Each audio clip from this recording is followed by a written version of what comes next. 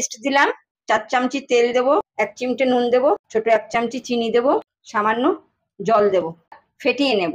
1 cup ময়দা দেবো, মেখে নেব। মেখে নিয়েছি, উপর থেকে সামান্য তেল দেবো, মাখিয়ে চাপা ঢাকা দিয়ে 10 মিনিট রেখে দেবো। আমি দুটো ডিম ফাটাবো, একটা ডিমের কুসুম নেব আর একটা ডিমের কুসুম নেব না। সামান্য নুন দেবো, 1/2 চামচি জিঞ্জিরা পাউডার দেবো, 1/2 চামচি গার্লি পাউডার দেবো, 1 চামচি অনিয়ন পাউডার দেবো, 1/2 চামচি গোলমরিচ দেবো। এটা আমি ভালো করে ফেটিয়ে নেব। আমি লেচি কেটে নিচ্ছি। কুসুমের মধ্যে 1 চামচি বাটার দিয়ে ভালো করে ফেটিয়ে নিচ্ছি।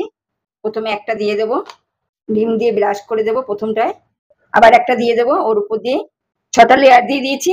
এবার আমি ডিম আর মাখনে যে ফেটিয়ে রেখেছিলাম সেই লেয়ার উপর দিক দিয়ে চারিপাশ দিয়ে দিয়ে দিচ্ছি।